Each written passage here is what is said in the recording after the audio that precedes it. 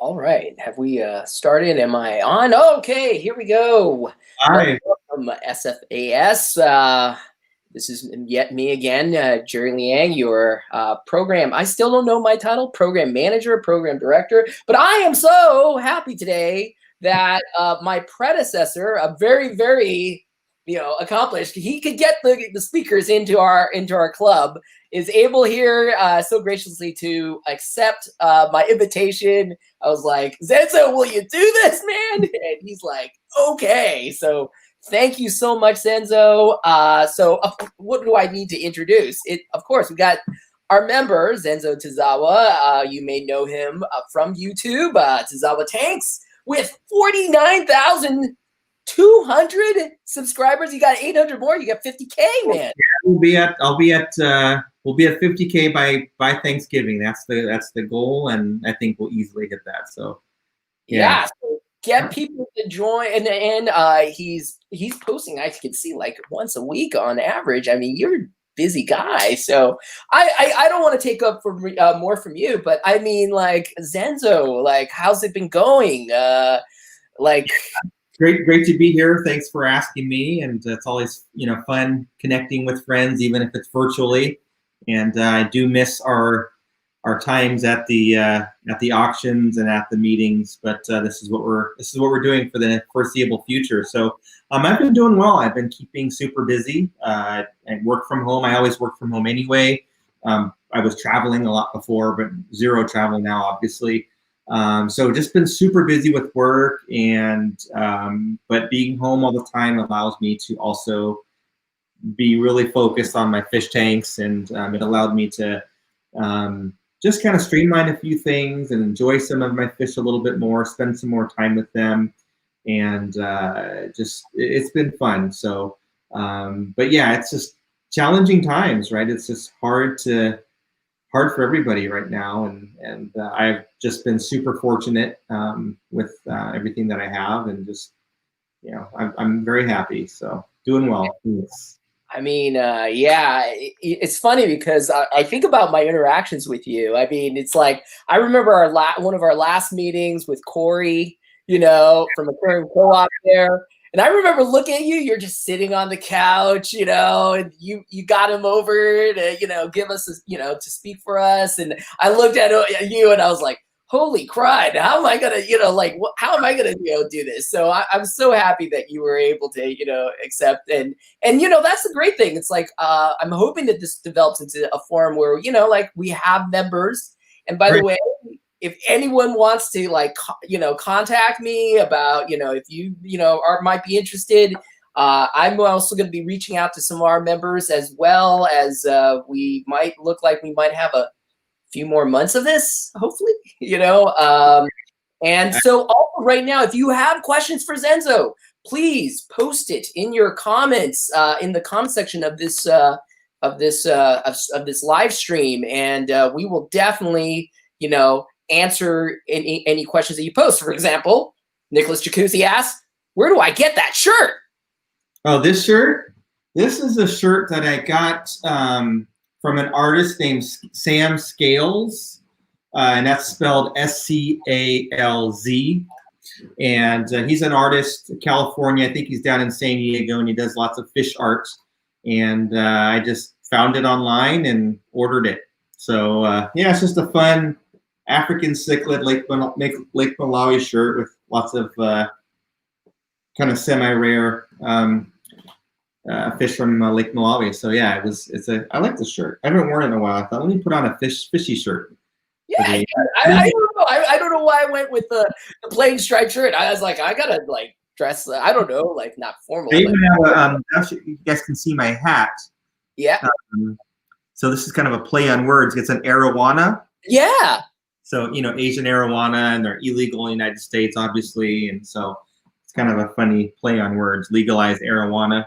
Yeah, I know, because most of the time people are wanting to legalize other things, but let's get some fish in here, oh my gosh, yeah. Asian arowanas live when I was in Taiwan, and I went to the fish district, and I was walking through, and I was like, holy crud, they come in those colors, all we got is silver, but some black ones when they're young, but then.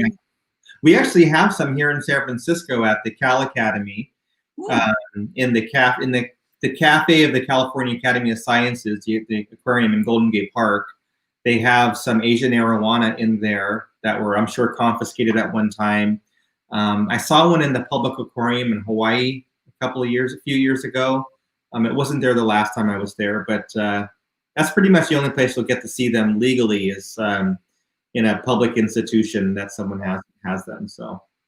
Well, let's see. So, of course, we're here to see your fish room. And I know you recently just posted, your complete fish room tour. I watched it. It was really great. I was really taken aback by like, holy crud, now he's got sponsorship.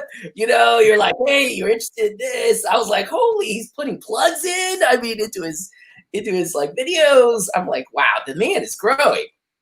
What's funny is just a couple of years ago, I had like 100 subscribers on YouTube. Yeah, maybe like 3 years ago or something. I don't know what it was, but I just applied myself and just kind of jumped head on into this, and it's been great. It's been fun. So for those of you, I'm sure everyone that's in San Francisco and is part of the club probably knows me, but for those of you that are have not met me or don't know who I am an avid fish keeper. I've been keeping fish since I was a kid, but seriously, probably for the last 20 plus years, right around there, right before my oldest daughter was born. And I started getting, several tanks and doing like African cichlids and all kinds of stuff. And then I kind of got crazy into the hobby. And we're going to see my fish room here in a moment. I got crazy into the hobby a few years ago, maybe back in 2012, 2013, I was starting to collect more and more tanks like a lot of us do and trying to find places to put tanks and like, oh, it's just one more tank. And then, which has expanded into my fish room. I was doing a lot of breeding here in San Francisco. So I was breeding for profit, primarily African cichlids, which I would sell at the store. And that was just a lot of work. And I decided to tailor that back. I still do breed some fish. So I do, and we'll see some here shortly that I sell to 6th Avenue Aquarium. And then I have some other fish that I just sell to people when they meet up with me locally. Like some stores will say, hey, we don't carry this, but call Zenzo, and the store owner will call me and say, hey, can I give this person your email address or something, or text message or something? And so the store will actually connect me with the customer because they don't carry a certain fish. But so that's kind of my background. I did serve in Jerry's position on the board of directors with the San Francisco Aquarium Society, and that was fun. It was a great experience, but life got in the way, and I just couldn't juggle all of those different things in addition to being on the board. So decided to step away from that. But happy to be here, happy to participate in this events, and looking forward to sharing my video. And so, Jerry, if there's more questions now. Well, there's a couple questions people have posted already, but I mean, I'll answer those, and then we'll go into the video. Yeah, and then let's do that. Yeah. So Barbara Jackson asks, Zenzo, did you upgrade your dehumidifier when you redid your fish room? I did not. It's the same dehumidifier that I had. We just moved it to a location that's less noisy. So it's kind of tucked behind an acoustic blanket panel. And we plumbed it to where I never have to empty it. It just automatically drains into a sump pump that pumps into the sink. So it's just a set it and forget it kind of a thing. Always good. And the second question is by Brent Young. And he's asking, has the way you kept your fish changed since you've been stuck at home? No, the way that I've kept my fish has been the same. I have always I always try to optimize and make things as simple as possible. Otherwise, if it becomes too much of a chore, I won't want to do it. Like the breeding African cichlids became too much of a chore, so I decided it wasn't worth it. So I try to streamline everything and be as efficient as possible. So nothing's really changed at all. I'm always kind of like experimenting with things and You know, what if I do this, will it make me do less water changes, kind of a thing, like, you know, stuff like that. But for the most part, nothing's really changed over the last 8 months that I wasn't doing before, other than I just have more time to tinker. Yeah. So good question. All right. Well, without further ado, we're 10 minutes in. Let's take a look at what you got brewing. All right. So let me know when you see my screen. There we go. So I thought what I'd do is I'm going to share some footage. Some of this stuff, if you saw my YouTube video, it's very much the same footage, minus the talk part. So I thought I would kind of play through some of the footage and then just talk about the tanks as we see them. And then if you guys have any questions during the video, just chat in the video chat. And if Jerry sees your question, he'll ask me to pause the video and we can answer your questions. So feel free to just, you know, jump in at any time, and we'll just take this time to maybe a little bit more in depth of a explanation of things than before. So you guys can see this is my fish room. I'm gonna go ahead and hit play here. And so this is my fish room. This is actually down in my basement. So I'm in San Francisco, and we have 1, 2, 3 levels. This is the bottom level where the garage is. The garage is on the other side of that wall, 2-car garage with extra storage space. And then I've got a 600 square foot basement that's semi-finished, where I have my fish room, and then I also have a small gym in there as well. So down here in this room, I have 23 tanks, but we're gonna go ahead and start actually where we are right now. So this is my office, and this is where I spend the majority of my day working at this desk behind me. I have 2 desks in here, but I always wanna have fish in my area. So I do have some fish here in this office space, just so that I can, you know, I can pause and, you know, enjoy this guy as an example. And maybe like I'm on a conference call and it's just I'm stressed out or something, so I'll sneak away, I'll go catch some Daphne, I'll put some Daphne in this tank and feed it while I'm listening to a conference call or while I'm working. So it's just nice to kind of escape and have like a little bit of nature as I am working throughout my day. It really does make me feel very calm. I do have some live bears in here too. I've got a bunch of guppies. This is just a 10-gallon tank. It's kind of like a dark water tank. I've got some dwarf aquarium lilies and stuff like that in there.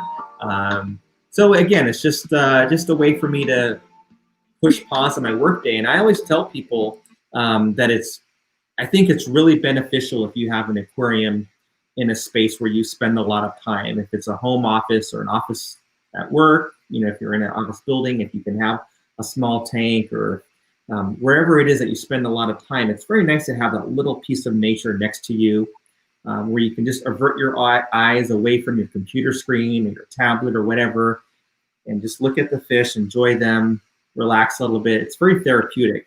This right here is a little mini pond that I built. I just got this little pond thing from Home Depot and stuck some Dracaena plant in there. People always call it bamboo, but it's not bamboo. And then I just have guppies in there, and they've already spawned, of course, because that's what they do. It's not heated, it's room temperature. So anywhere from, you know, high 60s to mid 70s, depending on, you know, what the room temperature is like. And so those are the 3 systems that I have in my office.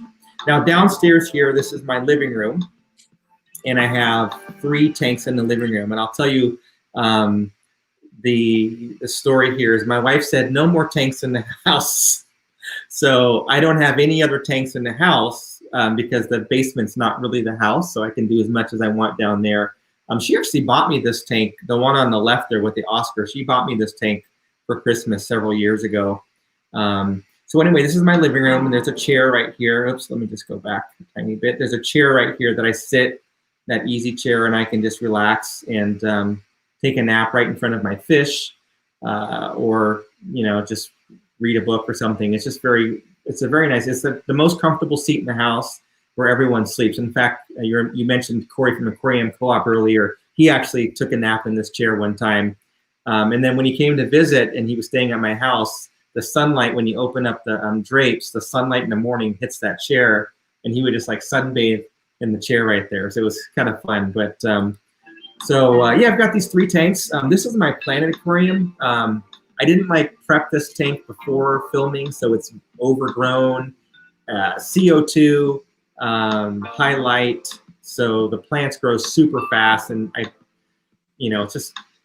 I'm not like a aquascaper. I just kind of like plant things, but there's all kinds of stuff in here. Rams, different kinds of tetras, corridoras, autocinclus, discus, plecos, snails, amano shrimp, and I'm sure there's other stuff I forgot about. And then here we are over here at my other display tanks by that green chair, the easy chair. This is my Tanganyika tank, and this is a 3D background that I built out of foam and concrete. So I made a form and put in expanding foam. I made a video about how to make these, but I used to make a bunch of these before, and so basically you can shape it however you want. So I made this background and coated it in concrete and installed it in the tank, and that way you can hide everything behind it. So there's space behind here for the filter. The canister filter is behind the intake, and the intake's behind there. The heater's behind the wall, so you don't see anything. You just see this big rock wall. And in here I've got some Tanganyika fish. I have shell dwellers, multis, Neolamprologus multifasciatus, which you can see there. And then I also have some Burchardi in there as well. And this tank exploded with life. Here you can see they're eating some baby brine shrimp that I hatched recently. And always a fun, easy food. I started off with 8 multis, and I've had hundreds. I mean, I sell these. I moved them to different tanks. I had moved them to several tanks downstairs at one time. This is my Oscar tank. This was a Malawi peacock tank. It was a lot of things, but it was a Malawi peacock tank most recently, up until the time I had to separate my Oscars because of aggression. And this guy was a third wheel, so I had to put him in his own system and thought it would be nice here in the living room. So he lives in here solo, well, almost solo. There's a large common pleco in there that always hides under the wood, so we never see the pleco. What's the size of these tanks? I mean, this is a 75-gallon tank, so 4 feet long, 18 inches front to back. The other one with the rock background is 60 gallons. So it's essentially a 55-gallon, the 4 feet long 55-gallon, but a little bit taller. And then the planted tank that we saw was a 65-gallon tank, which is the same dimensions. It's 36 as a 40 breeder, so it's 36 inches long, 18 inches front to back, but much taller than a 40 breeder. So I always say 75 gallons is about the smallest you'd want to do for an Oscar if they get big. And then on the other side of those tanks, behind is my patio, and I've got this pond that I built out of plywood and pond liner.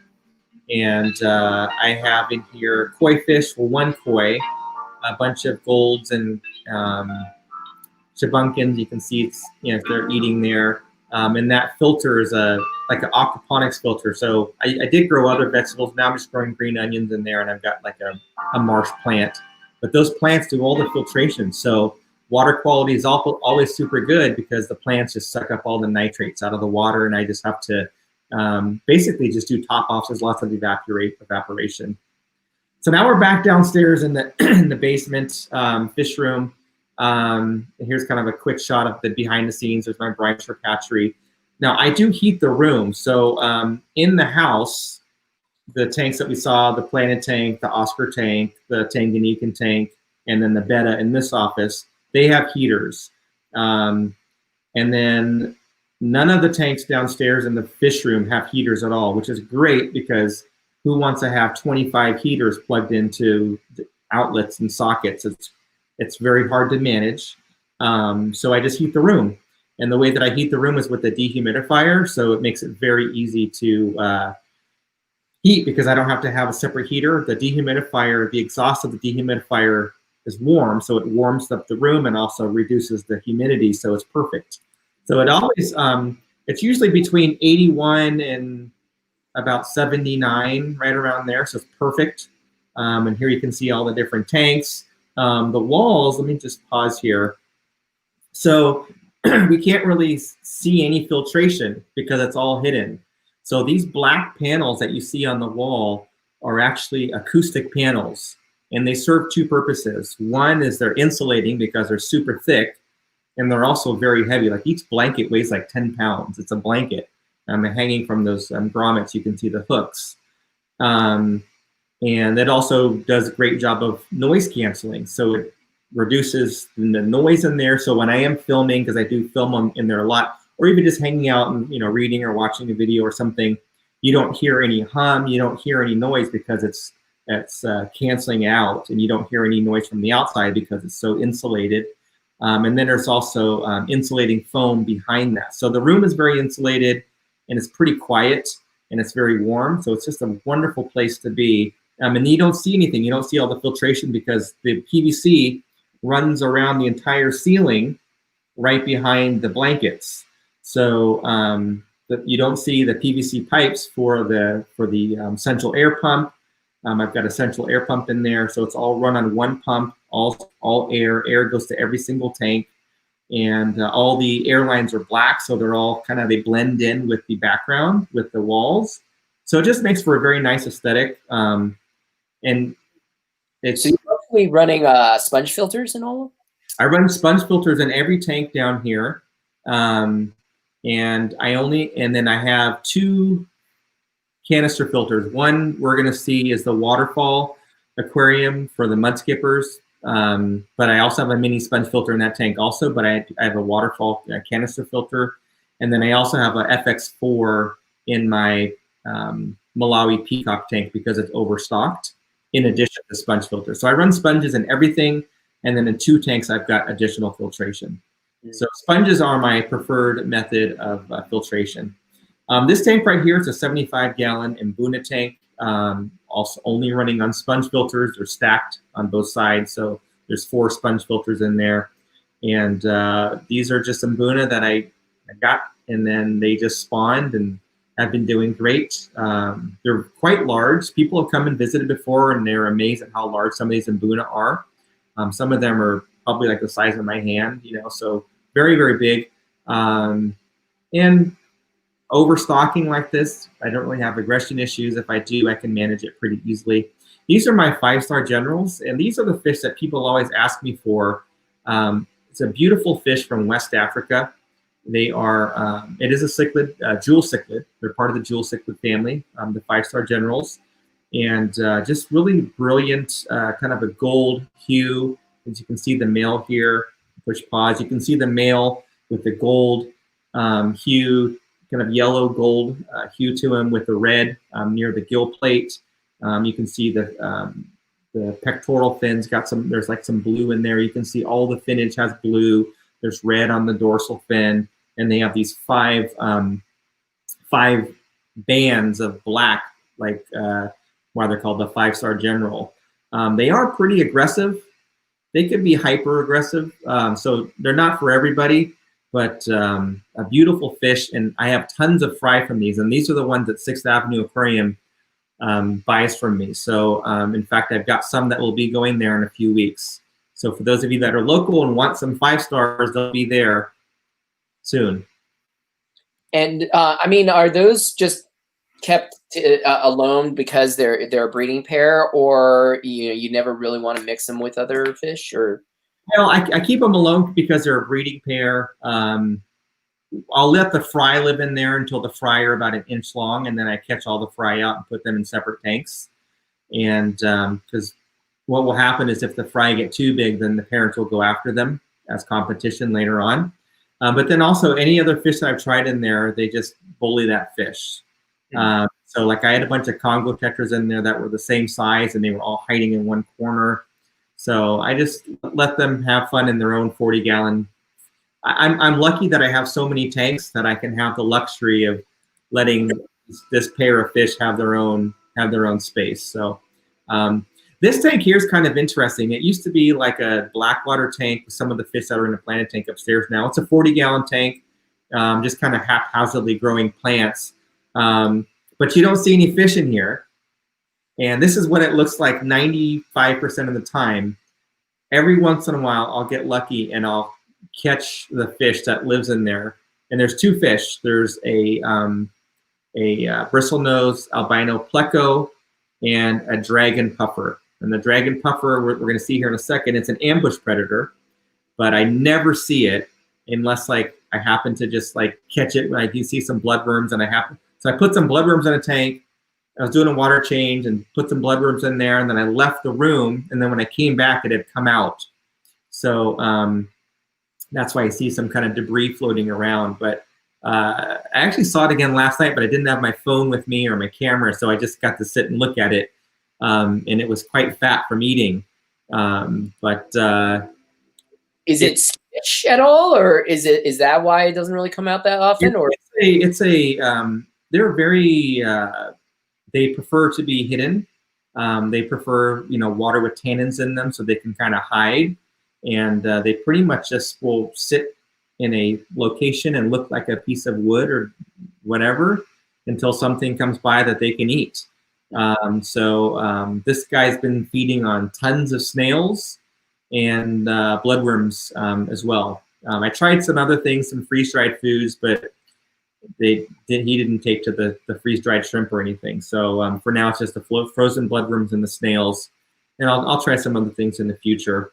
But just fascinating fish, beautiful eyes. It's pretty big too. This guy's probably easily 6 inches, maybe 5-6 inches long, and pretty fat, as you can see, but just not very exciting. This is probably my most popular tank, or the one that probably got me on the map. And this is my 75-gallon brackish paludarium. Paludarium, for those of you that don't know, is an aquarium and land mixed. Brackish water, for those of you that don't know what brackish water is the mixture of fresh water and salt water.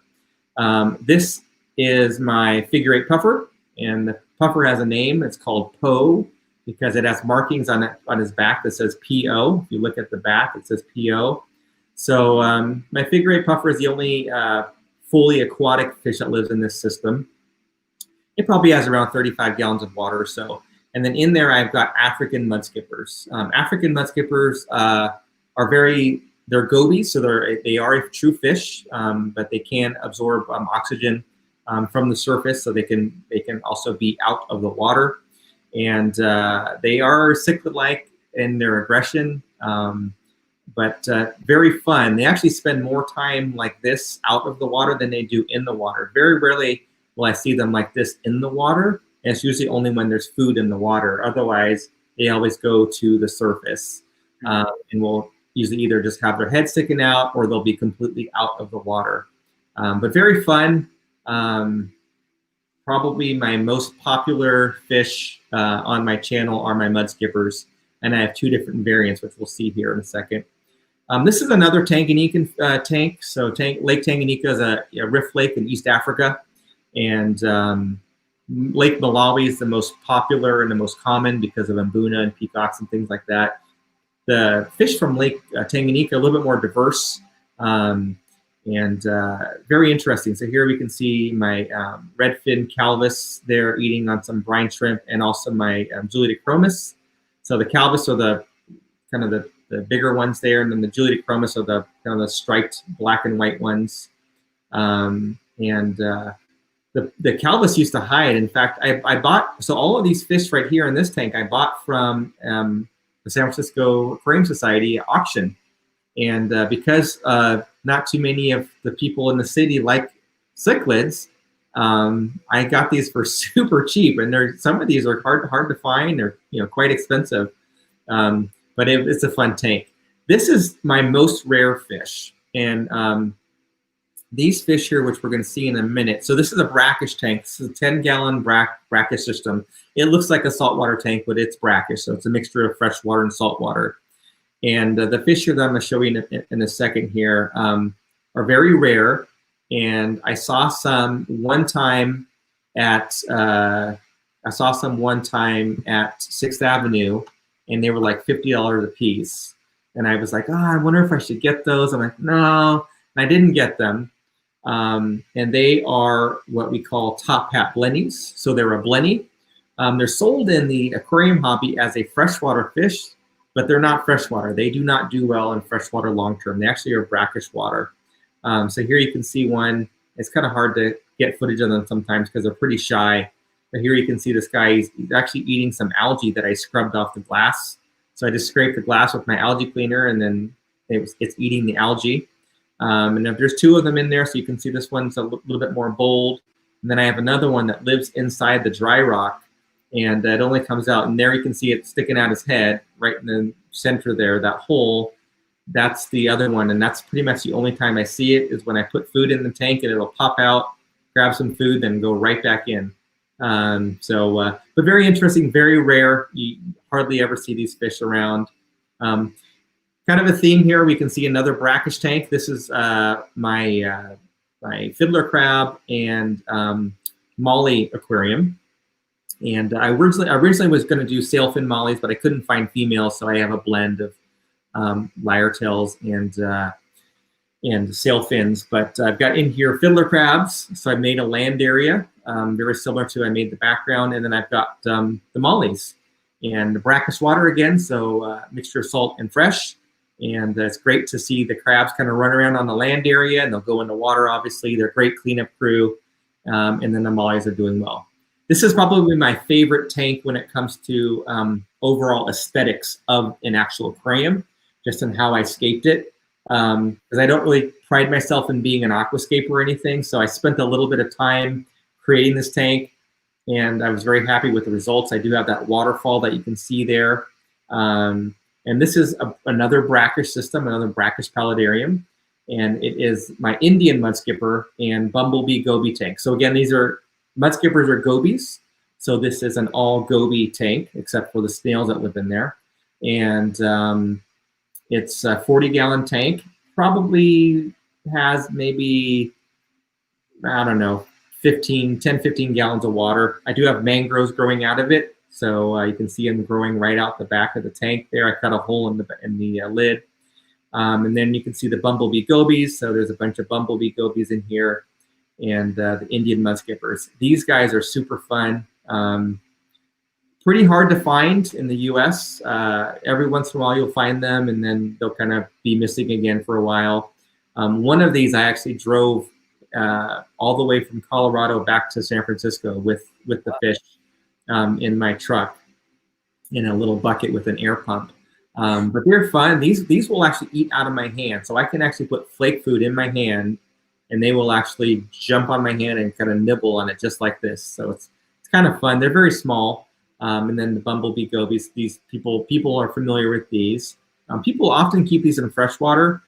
I have them in brackish water, and I think they do better in brackish water. I don't know if it's a salinity or more so the minerals in the salt that you use when you make brackish water that helps them thrive. But I've had these maybe close to 2 years now or something like that. I don't remember exactly, a year and a half or so. These are gold ocellatus, and these are a beautiful shell dweller from Lake Tanganyika. We're talking about the diversity of Lake Tanganyika. They're a shell dweller. Uh-oh, something happened there. Sorry. Okay. They're this is the beauty of going live. They're a beautiful shell dweller from Lake Tanganyika. I had 5, actually a local, Carlos from the club, he actually got them for me, but I lost 2 of them. But after making my video and talking about them, a breeder reached out to me, and they're sending me some next week. So I'm super excited about that. So I'll have more in there pretty soon. So right now I just have the 3, and then I'm getting a bunch more. So then I'll have a colony, and hopefully I'll be able to, have a male and several females, and have some breeding going on. Beautiful, beautiful fish, and tons of personality. And here are more multis, just like the ones from upstairs. This is part of that same original batch. So these are the spin-off of those, and they use the shells to spawn and keep their fry safe. You can see the little baby fry kind of hanging out around the shells there, and a very fun fish. It's an African cichlid that you can have in a 10-gallon tank.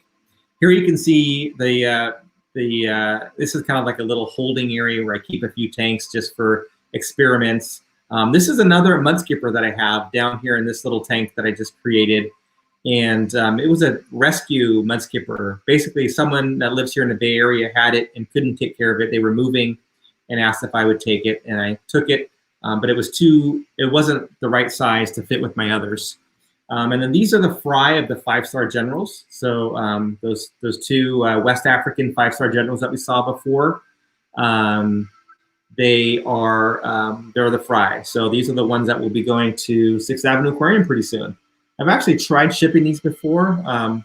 One time with success and one time with a failure. The failure was not my fault. It was a shipping company. So I don't like shipping fish. It's kind of scary if something bad happens. Little planet tank I have downstairs also too. It's a bow front that I had from years ago and a bunch of guppies. These guppies actually bought at the auction from Phil. So Phil Rittinger is on the board and part of the club here and spoke recently. I think I got like 5 or 6 or something from him, and now I've got dozens. Another brackish tank. This is my rock wall brackish tank where I've got some mangroves growing out of the tank. And then I built this background and just kind of stuck some succulents and air plants in there. And in here, I've got two types of fish. I've got my green spotted puffer, which is probably my favorite fish because of the personality. It'll actually eat out of my hands. I also have a bunch of night goobies in there, but I never see them because they hide in the caves that I built. So the only time I see them is if I sneak into the room and drop some bloodworms in there and then hide, and then they'll come out and then they go right back into their caves. So I never see them. But here you can see my green spot just eating right out of the dropper here. And last night I was showing my wife how I can actually hand feed him with a piece of like freeze-dried krill. Just a beautiful fish, beautiful colors, and great personality. These are some more fish that I bought locally at the club. This was a group of fish that nobody wanted, and I bought them as juveniles, and here they are. They're beautiful dwarf mbuna. These are Psiloci. They used to be called Pseudotropheus psiloci. Now they're referred to as Chindongo psiloci. Lots of dimorphism. The males are blue and the females are yellow, so very easy to sex them. And just a great fish because they don't get very large. This is a 75-gallon acrylic tank, and you can see that there's, I don't know, easily 2 or 3 dozen fish in there between the adults and the fry, and they do very well because they're small. They're maybe 3 inches or so. So tons of color, pretty aggressive, but they do well. Not a lot of predation on the little fry I see in that video. No, they leave them alone. Here are some Congo tetras. This is just, I kind of thought about different things to do with this tank, and I should have wiped the glass, but I didn't. So this is kind of the real life where you can see the water spots and everything. But I've got some Congo tetras in there. I got some manzanita that I harvested locally at my family's property. I've got a pleco in there too, another bristlenose. This is my only true saltwater tank, 20-gallon tank, low tech, sponge filter and air. That's it. I did have a power head in there, but it was too much flow. So I've got to get another one to maybe turn the flow down. But here you can see got some clownfish and firefish and snails and crabs in here, cleaner shrimp. I think I might try to change the light on this tank and maybe do an anemone or something to host the clowns. But just a fun little, I wanted to dip my toe again into saltwater. I've done it a couple times in the past, but kind of lost interest. But I just wanted to do it one more time. And I love this tank. I set this tank up during the pandemic and just been kind of experimenting and playing around with it. And it's been doing well for a few months. So just fun to have the invertebrates in there. Here's my Malawi tank. These are the fish that used to be upstairs. And most of these fish I bred. Just a few of them I purchased, but most of these I actually spawned for back when I was breeding fish. And this is a 90-gallon acrylic tank. It's 5 feet long, so it's a little bit longer dimensions than a normal 90.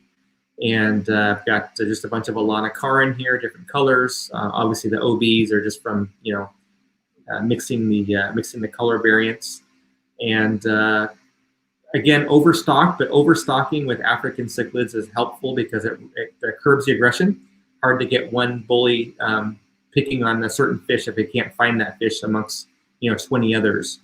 So this one does have sponge filtration and a canister filter as well. And then you just got to be up on the maintenance. You got to do frequent water changes to deal with all the bioload. Another Tanganyikan tank. So I keep a lot of African cichlids, as you can see, but lots of different types. These are Tanganyikans. This is a Brashardi tank. I actually bought just a handful of Brashardi from Justin over at Ocean Aquarium. And then they've spawned a bunch, so I have them in my upstairs tank with the rock background. I have them in this tank as well. And beautiful fish, you know, not a lot of color, but just some beautiful finnage and just a really fun fish to have. Now, they can be pretty aggressive too, and they will beat each other up pretty badly. So you have to have like lots of hiding places for them to be able to escape from one another. But they spawn. You can see the babies down there, and there's even smaller babies in the background. So just a fun tank. It's a 40-gallon tank again, another acrylic tank that I got. And I've been fortunate that all my acrylic tanks I got for free.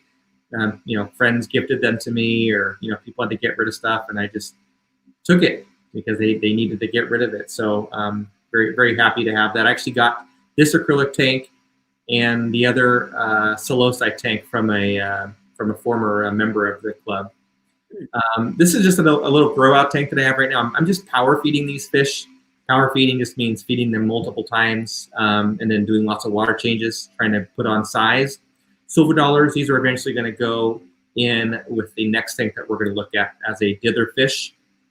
I just need for them to get larger, as we'll see here in a minute why they need to be larger. But so just six of these. I bought these at Hungming Aquarium in Daly City, right by the Cow Palace. So locally purchased. They're going to go in here once they get large enough. This is my 125. This tank actually used to belong to a client of mine when I had my aquarium business, and he closed up his office and gave me his equipment and everything, and I took this tank home. So I've got 2 Oscars in there. I've got some catfish and the loach in there, but it's pretty much just the tank of these Oscars. They're beautiful fish, but not a whole lot of excitement going on in this tank, so I wanted to add some dither fish, and so once those silver dollars get bigger, they'll go in here. And I might do some other things too. I've got some other ideas. But beautiful. I love the Oscars. Tons of personality. Beautiful fish. Quite large, messy, big eaters. You know, big diet and big poop. But fun fish. So I really do enjoy them. And so that is the tour. I think here we're just nearing the end of the video. So hopefully you guys all enjoyed my aquariums, and I'm sure there's probably lots of questions now, Jerry. A lot of comments, and you know, a lot of people like popping in and saying hello, and you know, they love the pond, they love, you know, the tanks upstairs that you have, and then and yeah, even looking at that, I was just wondering, like, is it ever an issue as far as having 3 tanks in your living room that, you know, when you're doing maintenance or anything like that? I mean, or you've got it down? It's very seldom that I'll have a mistake. I've made them in the past, and I just have to pay attention when I'm refilling the water. So that's the main thing, is when you're refilling, you just have to make sure that you don't overflow, so you don't get the carpet wet. And then, but otherwise, no, it's you know, pretty easy. I have a system of doing maintenance to where I just drop in a pump, and the pump is attached to a hose, and that pumps right outside, so it just drains right into the ground and waters the ivy. And so it, you know, it's pretty easy. I do keep a separate insurance policy for just in case something happens, to, you know, protect the building and the floor and everything. So I do, you know, pay a little bit more in insurance just to cover the breakables if we had an earthquake or something. But otherwise, yeah, it's fine. There's those 3, knock on wood. Yeah.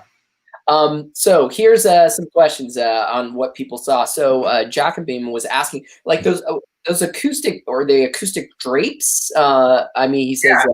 It's essentially it's like a blanket.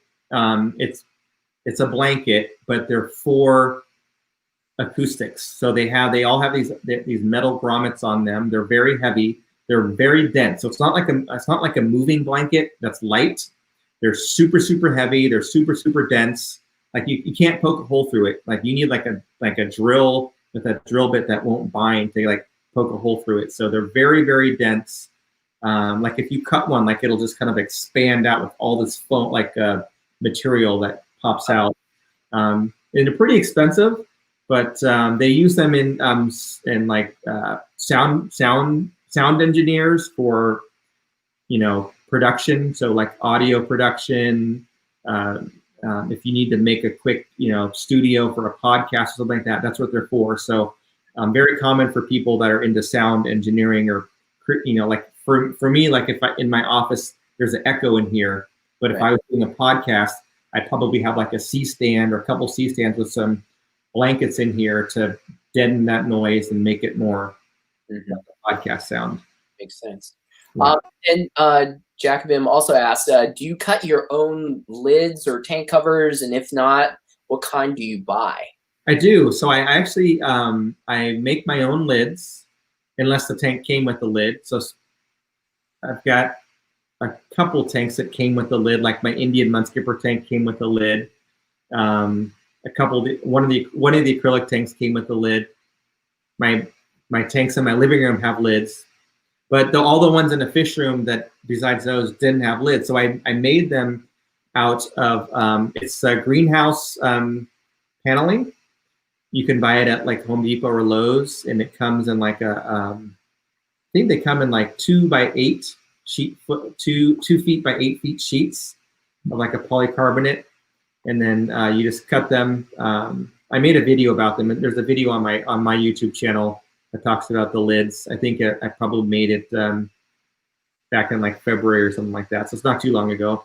And yeah, they're super inexpensive because you can buy one sheet. I forgot the sheets cost, like 40 something bucks or whatever, but you can make a lid for multiple aquariums with that one sheet because it's 8 feet long. So you can cut it to fit, and it pops right into the inside frame of a glass tank. So, you know, like the glass tank has that black rim around it, it just fits right inside if you cut it to fit. Or you can also cut it to just fit on top and rest on top of the tank. So and it's insulating too, because it has 2 walls with ribs inside. And then Nicholas Jacuzzi asks, what food would you feed a heavily planted community tank? Well, so my take on food is get a food that's convenient to you, but also the best food that you can afford.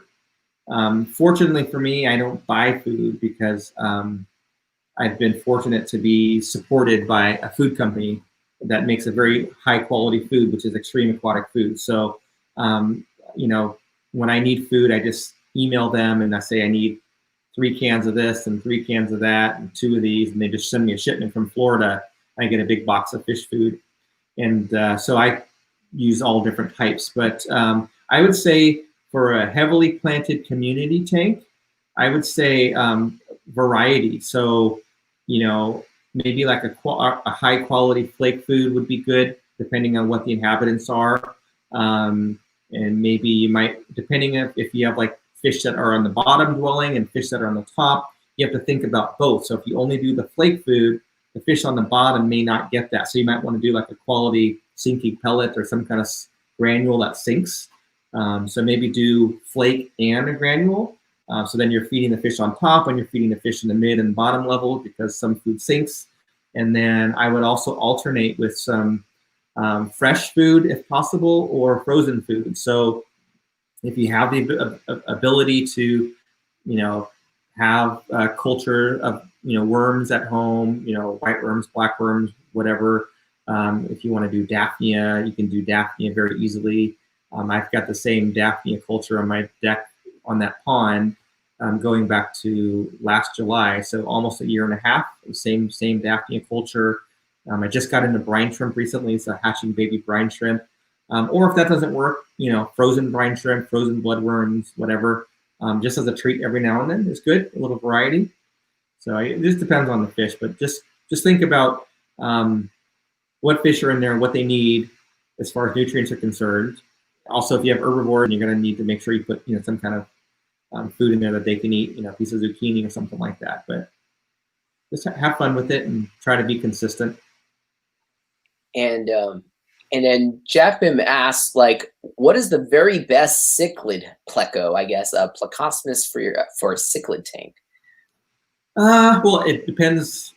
It On the, right? depends on the cichlid and depends on the size of the tank. So if you have a really big tank, you can do a common if you wanted to, or any of the fancier plecos that are large. But if we're talking like, Malawi cichlids like Mbuna or peacocks, I would say to get a pleco that's as big as them, if not bigger. Some people do okay with bristle nose plecos. I don't think I've ever really kept anything other than a common pleco in with my African cichlids, just because I never needed to or never wanted to mix the two, just because the water parameters are usually pretty different. Where plecos, the African cichlids ideally would be in a harder water environment with a high pH, and your plecos generally come from areas that have softer water, like the rivers of the Amazon, as an example. So, and they're nibbling on wood and stuff like that, which you don't normally have in a cichlid tank. African cichlids, but cichlids is so hard because that's a huge, range of fish from discus. I've got a tiger pleco in with my discus, and they're cichlids. You could have apistogrammas with any kind of pleco. They're cichlids. Then you could have an Oscar, which might eat a small pleco. So it just depends on what kind of cichlid you have, I guess. And so Bob Purcell asks, are the mudskippers just 2 species, or are there several species that are classified as Indian or African? I mean, are they species specific, or is there... So I keep the 2 common variants that we find in the hobby, the Indian mudskipper, which are the little ones, which are on the coast of the Indian Ocean, and the Africans. But there are many, many species of mudskippers, and mudskippers they range from Japan all the way down through Micronesia, all through Southeast Asia, over to Africa, down to Madagascar, I believe even. So they're all different types. I mean, there are some mudskippers that are long, like really big, and there's some that are tiny, like the ones that I have. And so it's when I say African and Indian, those are just the kind of the common ones in the hobby that we see. But you could have an African mudskipper that's very different than the one that I have, that comes from the continent of Africa. It just happens to be, a different type of fish. And they need to have kind of that land space for them to kind of come out. They really do. They spend, actually, even in the wild, if you watch like BBC Planet Earth or whatever, when you see them, they actually spend a majority of their time on the surface. And as long as I did some research on them, and as long as their skin is wet, they apparently can absorb oxygen through their skin, their scales, skin, whatever, in addition to breathing through their gills and passing oxygen, water over the gills if they're in the water. But they have to be wet. If you're going to keep them, you need to have a tight fitting lid because they can climb the glass or jump. And they need to be in a humid environment so they don't dry out, obviously. So, they're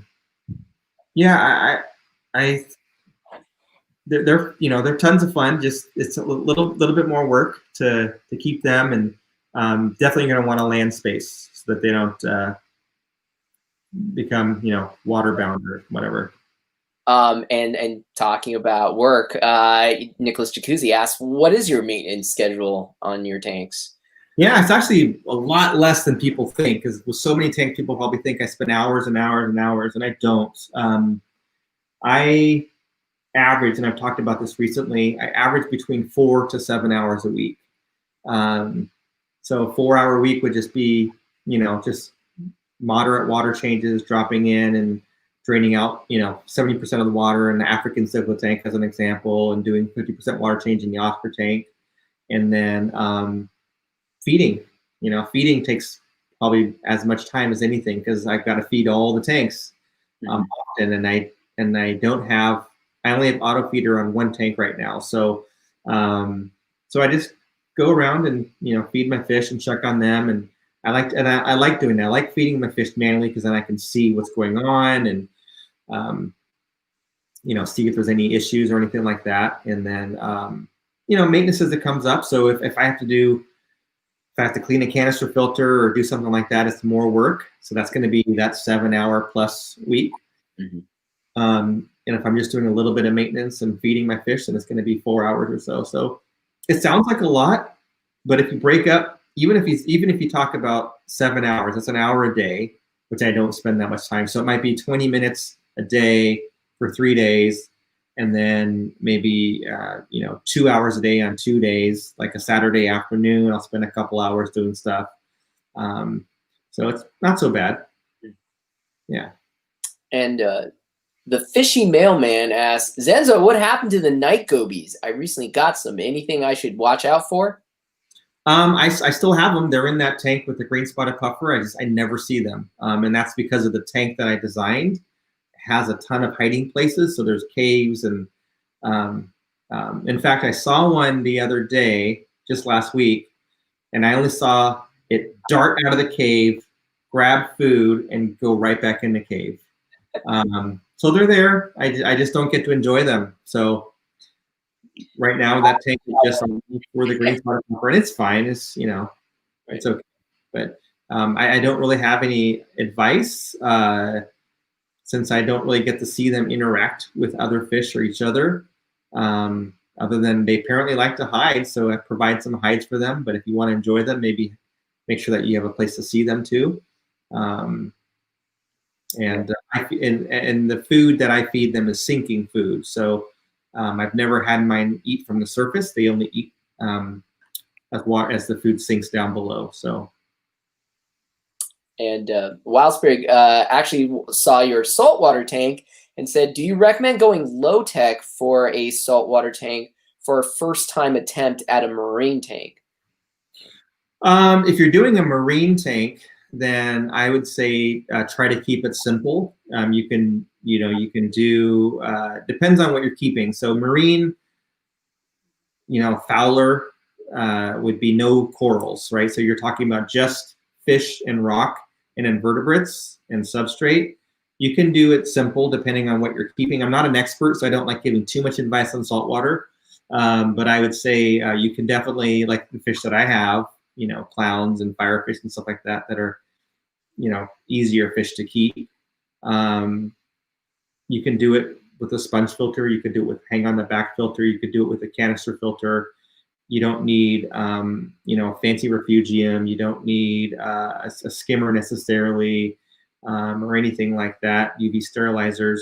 Where it starts to become more difficult is when you have corals and softies and other things that require special lighting. So you're going to need to get a light that's reef specific. You're going to need, you might need to do RO water, depending on where you live and what metals you might have in your water, what chemicals you might need to pull those out and then remineralize the water and add the nutrients back in. So, and that's not my expertise. So in that situation, you probably would want a protein skimmer or something to handle that. You probably want a refugium or something to help with the bioload and maybe some chemical filtration. But yeah, there's a reason why I shied away. Is I tried it and I did okay, and then I had some bad experiences with Aptasia, killed the Aptasia, but I bored of the tank, and Phil has that tank now, so he's doing great for him. So yeah, I mean, I was wondering did you get into it because you were doing brackish water and then you're just kind of like, It was a tank that that tank had so many things in it, frogs and bettas, and I had something else in there, killifish in there one time, and all different kinds of things. And it's just kind of, I was like, why don't I just make this like a nano reef tank and try it out? So, bought some live rock, got some corals, and it was fun. I had it for like a year, and then it's like, okay, someone else can enjoy this now. I need to take a break from it. So. I don't know. I did salt, and I remember I going with fresh right now. I'm like, wow, I do not mix like I miss like mixing all. I mean, it was 100 something gallon, coral reef tank, and I just remember like mixing a lot of salts. It was just like, Yeah, that is true. So with saltwater tanks, you either have to buy your salt water or you got to make it, and most people would make it. And with mine, it's pretty easy because it's only a 20-gallon tank. So I'll make 5-gallon containers of salt water and just let that run, circulate for a couple of days before I use it. And that's fine. But if I had to do a 100-gallon tank and have to do 30, 40 gallons of salt water, which I've done. So in my aquarium service business, I've had to do that before, and it's a ton of work. And, right. So it just depends on, what you're into. That's what you need the muscles for, man, to haul all that. Right. Right. Carrying all those buckets of salt water. Let's see. Is there a new fish in the hobby that you are excited about? Asked Nicholas Jacuzzi. A new fish in a hobby? Not really. I don't think there's anything I don't know if there's anything new that I'm excited about. Like, I'm not excited about glowfish, and they're new to the hobby, and the glow bettas. Not really. I am interested in some fish that I haven't kept before. Kind of interested in bichers. Some people call them bichers, bashirs, whatever. I remember that kid we got that, like, gave a presentation about them, and even after that, I was like, I don't even know how to pronounce it. Polyipterus or whatever, but those are interesting. But no, not really. Nothing. I'm maybe some different Lake Tanganyikan fish I might start to play with in the future. I'm excited to get these gold ocellatus that I've been wanting some more of. So those will be arriving next week. They're being overnighted to me, and yeah, I can't really think of anything. And let's see. Fishy Mindset asks, ideally, what do you look for as far as saltwater parameters? Oh, see, again, I'm not the saltwater guy, so I would say, I would say do some research on saltwater and look at Fowler/marine reef tank and get advice from people that are experts in that. For me, I just have a refractometer, and I just keep the salinity at a level that I researched to be appropriate for a Fowler tank. So it's usually like 1.022, 21 in that range, kind of lower. It's a little easier for the fish to breathe, and I don't have anything in there that requires, a different. But it kind of varies, 2.2, 2.3, 2.1. I don't think I've ever gone above like 2.5, 2.6. But just, again, find out from someone that's more knowledgeable than me, because I've got 30 plus systems of water, and I've got one of them that's saltwater. So, yeah. You want to ask about brackish water or fresh water, I could give more advice there, but yeah. Alexander Graber just asked, have you ever owned a black ghost knife? I have not. They are interesting fish. Don't they? I remember, like, I don't know. I've heard that they can get like really big. They get they can get very big. So I've never really had a tank large enough for them. Maybe if I had like a 240 or something one day, but I don't know. I kind of, it's not necessarily a fish that I enjoy. When I see one, I think, oh, that's interesting. But it doesn't interest me enough to try to get one, even if I had the right tank size, just because it's just I don't know if it's the shape of the fish or it doesn't seem very active. So, although I do have my dragon puffer, that's very inactive, but yeah.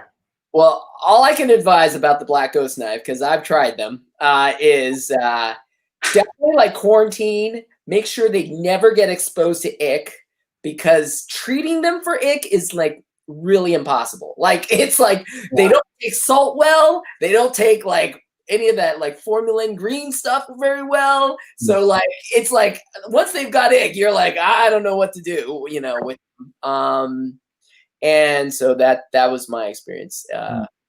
few times I've had. Where do you buy your multis? I'm looking. Wow, you came to our club auctions. You know, I've sold them at the auction before. They're very hard to find. In fact, one of the local fish stores in San Francisco called me and said, "I've got a customer that wants multis. Do you have any for sale?" And I sold them some. I bought mine from a breeder in Washington State that's no longer in business.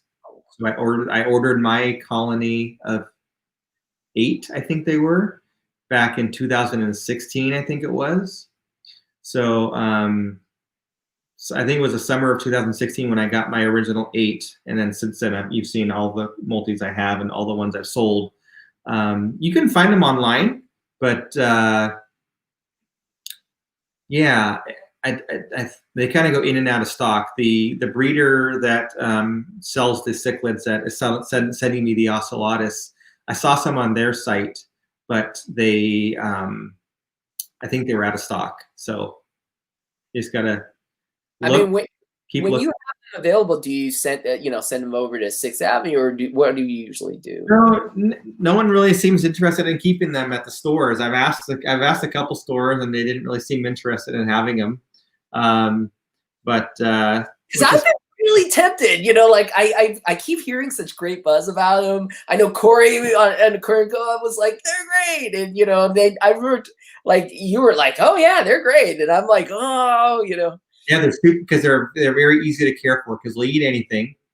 They're very small, so they don't require a huge tank. You can have them in a, you can as small as a 10-gallon, but preferably 20 gallons or larger. 20 long would be fine for them. You can do 29 gallons with some other fish swimming on top. And as long as they have shells or something to hide their, you can either do shells or you can, if you're doing like a breeding program, you could do like little PVC elbows with caps on them. But, very easy. They eat anything. They're tough. They're hardy. They're aggressive with other fish, so they won't get predated on.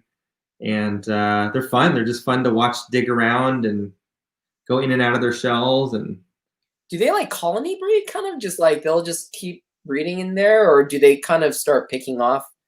They'll just did. I mean, you saw what the explosion of multis in that tank. They just, yeah, you'll get a male. The male will have like a few females, and they'll just start to spread. So you could have, let's say that you had a 40 breeder tank, which is a nice footprint.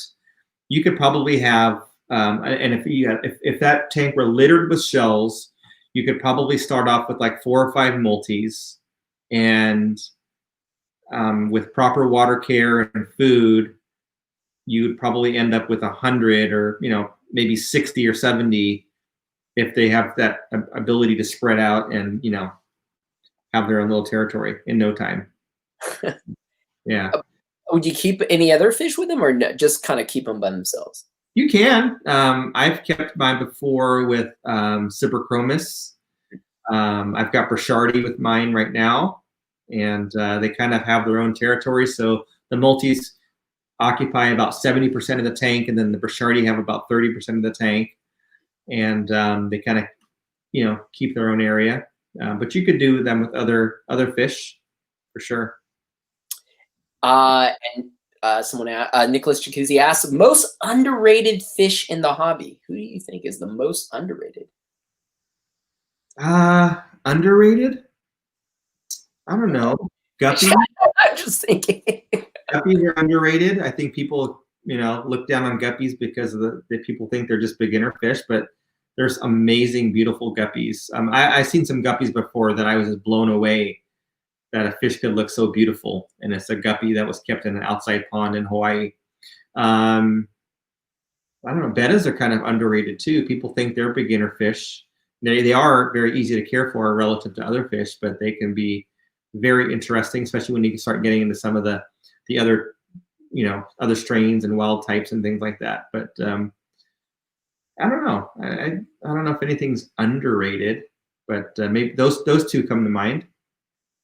Yeah, I mean, well, which is funny because at the auctions, that's what we have a lot of guppies. We have a lot of, and the funny thing was always in line with you as we were runners. and then you're like, man, it's not cichlid time. It's like I would have thought you would have picked cichlids.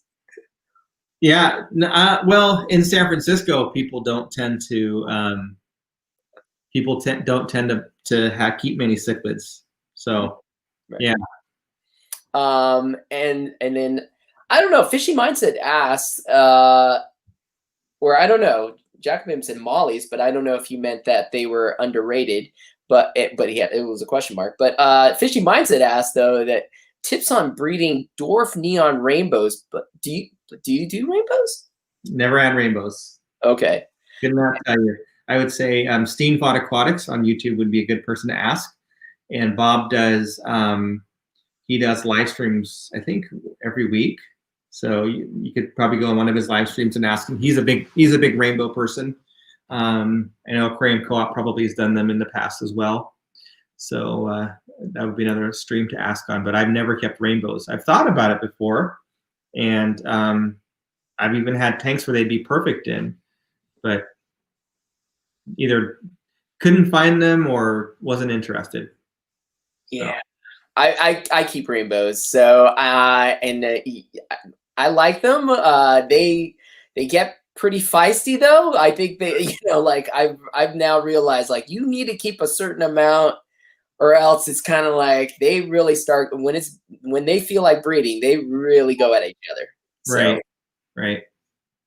But all right. Well, it is 8:11, and you've been gracious enough to give us like over an hour of your time, and I look forward to your next post. And thank you so much. Thanks for having me. It was great to hang out and chit chat and talk about fish and share my tanks and answer questions. And looking forward to hopefully we'll be able to get together again in the future soon, 2021.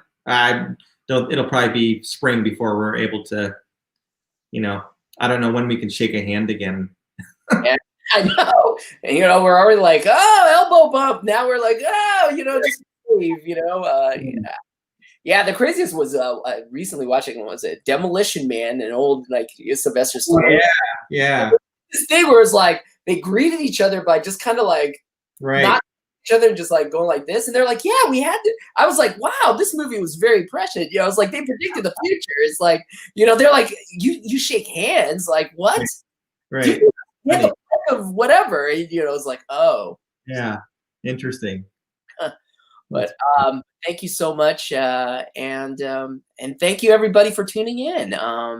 We'll see what we got coming up next, but great fun. Thank you. All right, thank you so much, Zenzo. All right, take care. Take care.